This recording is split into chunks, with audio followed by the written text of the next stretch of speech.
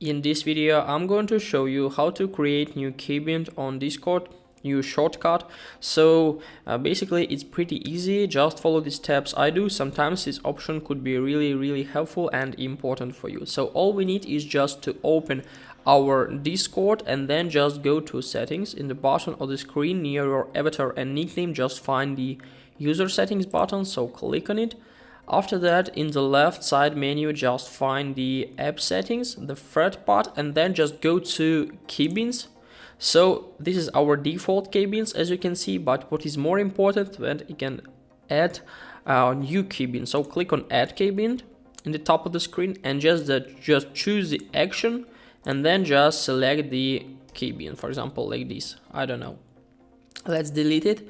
So this is the way how you can create your own new keybinds and make your Discord work easier. Hope this tutorial was helpful for you. Goodbye.